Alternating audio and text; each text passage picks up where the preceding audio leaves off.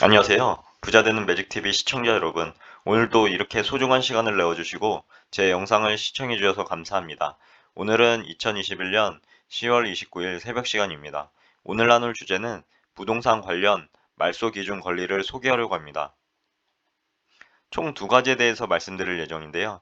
하나는 말소 기준 권리에 대해서 알아보겠습니다. 두 번째는 말소 기준 권리를 통한 간단한 권리 분석을 알아보겠습니다. 우선 말소 기준 권리에 대해서 알아볼까요? 말소 기준 권리는 부동산 경매 시 해당 부동산에 있는 권리들이 매각 후 소멸하는지 아니면 낙찰자에게 고스란히 인수되어 부담이 되는지 여부를 판단하는 데 기준이 되는 특정한 권리를 말합니다. 즉, 예를 들어서 말소 기준 권리보다 후순위에 있는 권리들이 있다면 해당 부동산이 경매로 낙찰자에게 매각되어진다면 모두 소멸 및 말소되고, 말소 기준 권리보다 선순위에 있는 권리는 그대로 존재하게 되어 해당 부담이 낙찰자에게 고스란히 인수되어집니다. 그럼 말소 기준 권리가 되어지는 특정 권리에 대해서 정리해 보겠습니다. 우선 하나, 저당, 근저당권. 둘, 담보 가등기. 셋, 압류, 가압류. 넷, 경매 개시 결정 등기. 다섯, 배당을 요구하거나 경매를 신청한 전세권자. 참고로 전세권도 말소 기준 권리이냐 아니냐에 대한 논란이 있으나 전세권은 건물 일부가 아니라 건물 전부에 설정된 전세권으로서 전세권자가 배당 요구를 하였거나 경매 신청을 한 경우에 한해 말소 기준 권리로 보고 있습니다. 그리고 경매 절차에서 말소 기준 권리에 대해서 정리해 보자면요. 말소 기준 권리는 권리 분석의 전부라 할 정도로 매우 중요한 위치를 가지고 있습니다.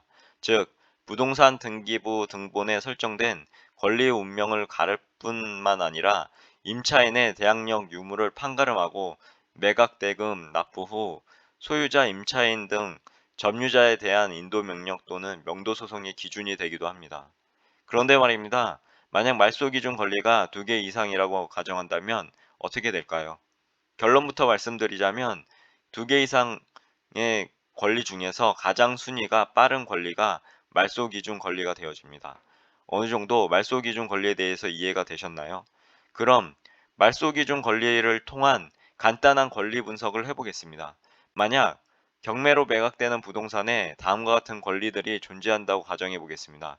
경매의 결과로 어떤 권리가 소멸되고 어떤 권리가 낙찰자에게 인수되는지 확인해 보겠습니다. 한 가지 예를 들어 보겠습니다. 최 씨의 아파트에 다음과 같은 권리들이 설정되어 있다고 가정해 보고요. 그리고 매직은행이 근저당권을 내세워서 이미 경매를 신청했다고 가정해 보겠습니다. 여기 보시면 1순위, 2순위, 3순위, 4순위, 5순위까지 있는데요. 해당 권리 내용은 소유자, 그 다음에 근저당권, 가처분, 전세권, 가압류가 있습니다. 해당 설정일자도 한번 보시면 될 것 같고요. 그리고 비고의 전세권 같은 경우에 배당 요구 사항이 있습니다. 질문 하나를 해보겠습니다. 말소 기준 권리가 될 수 있는 것은 무엇일까요? 정답을 말씀드리면 매직은행의 근저당권과 여기 보시면 배당 요구로 한 박씨의 전세권, 그리고 가압류, 강씨의 가압류가 있습니다.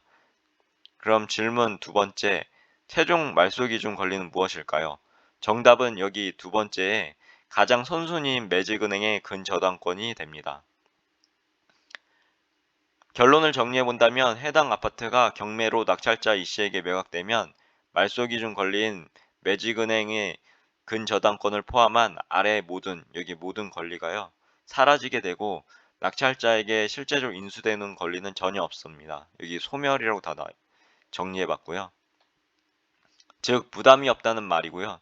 해당 경매 사건은 안전하다라고 말씀드릴 수 있습니다.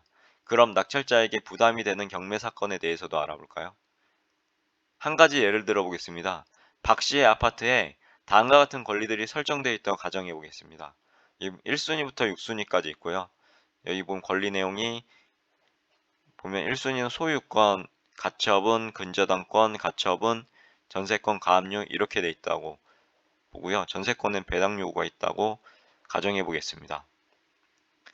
질문 하나, 말소 기준 권리가 될 수 있는 것은 무엇일까요? 정답은 여기 보시면 매직은행의 근저당권, 그리고 배당 요구를 한 박 씨의 전세권, 그리고 강 씨의 가압류입니다. 그럼 질문 두 번째, 최종 말소 기준 권리는 무엇일까요? 이 말소기 중 권리 중에 가장 선순위인 매직은행 근저당권이 됩니다. 결론부터 말씀드리면 말소기 중 권리가 되는 매직은행의 근저당권 아래에 모든 권리가 소멸되어 낙찰자에게 인수가 되지 않습니다. 그런데 말입니다. 위에서 보시는 것 같이 이 시의 가처분은 해당 매직은행 근저당권보다 선순위입니다. 즉, 다시 말해서 해당 부동산이 경매로 낙찰자에게 매각된 이후에도 소멸되지 않고 해당 부담은 낙찰자에게 고스란히 인수되어지는 결과가 됩니다. 한마디로 해당 경매 사건은 낙찰자 입장에서는 위험한 경매 물건이 됩니다. 그럼 결론을 정리해 보겠습니다. 이제까지 말소기 중 권리를 소개합니다에 대해서 알아봤는데요. 주요 내용을 정리해 보면 다음과 같습니다. 하나, 말소기 중 권리는 부동산 경매 시 해당 부동산에 있는 권리들이 매각 후 소멸하는지 아니면 낙찰자에게 고스란히 인수되어 부담이 되는지 여부를 판단하는 데 기준이 되는 특정 권리를 말합니다. 둘, 말소기 중 권리보다 후순위에 있는 권리들이 있다면 해당 부동산이 경매로 낙찰자에게 매각되어진다면 모두 소멸 및 말소되고 말소 기준 권리보다 선순위에 있는 권리는 그대로 존재하게 되어 해당 부담이 낙찰자에게 고스란히 인수되어집니다. 마지막으로 세 번째, 말소 기준 권리는 권리 분석의 전부라 할 정도로 매우 중요한 위치를 가지고 있습니다. 즉, 부동산 등기부 등본에 설정된 권리에 운명을 가를 뿐만 아니라 임차인의 대항력 유무를 판가름하고 매각, 대금 납부 후 소유자, 임차인의 점유자에 대한 인도명령 또는 명도 소송의 기준이 되기도 합니다. 오늘도 마지막까지 제 글과 영상을 끝까지 읽어주시고 시청해 주셔서 진심으로 감사드리고 제 글과 영상이 조금이라도 여러분 각자의 삶을 살아가시는데 도움이 되셨길 기원합니다. 앞으로도 더욱 좋은 블로그를 남기는 제가 되도록 열심히 노력하겠습니다. 그리고 제 글을 읽으시면 말이 됩니다. 항상 말에는 반드시 삶을 움직이는 힘이 있습니다. 제가 열심히 정성스럽게 정리한 저만의 지식과 1일 1블로그 하는 제 블로그에 담긴 글들을 통해서 여러분들의 삶과 운명을 반드시 족하시고 움직이시길 기원합니다. 이상입니다. 감사합니다. 좋은 하루 되세요.